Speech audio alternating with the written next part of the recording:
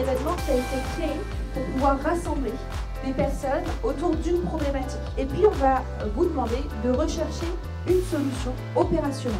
Ça fait depuis déjà quelques années qu'on est signataire de l'initiative Stop et on a pour vocation d'essayer de sensibiliser au maximum nos collaborateurs au sexisme et au sexisme ordinaire en entreprise notamment. Et donc on a envie d'essayer de mettre un peu notre pierre à l'édifice et de mener des actions qui peuvent avoir du sens. Et c'est pour ça que participer au hackathon, c'était important pour nous, voilà, de vraiment faire quelque chose de concret.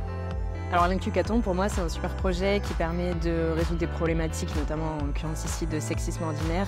Je pense que c'est un vrai bonus pour toutes les entreprises qui y participent, puisque c'est aussi une manière de découvrir d'autres personnes, d'autres environnements, d'autres industries, pour partager aussi des bonnes pratiques et puis réfléchir ensemble à des solutions innovantes.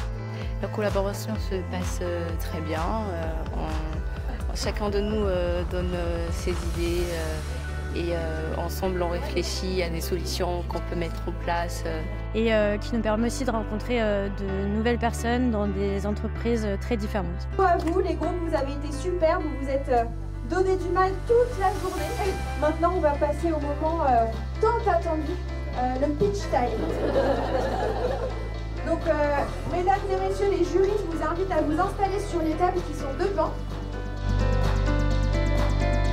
J'ai souhaité participer à cet hackathon pour premièrement découvrir qu'est-ce que c'était que le sexisme. En fait, j'ai pas forcément eu affaire à ce cas, personnellement, dans mon travail et dans la vie de tous les jours.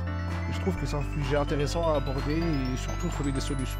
C'est un sujet qui est toujours d'actualité, même s'il y a beaucoup de choses qui ont été faites dans les entreprises en général.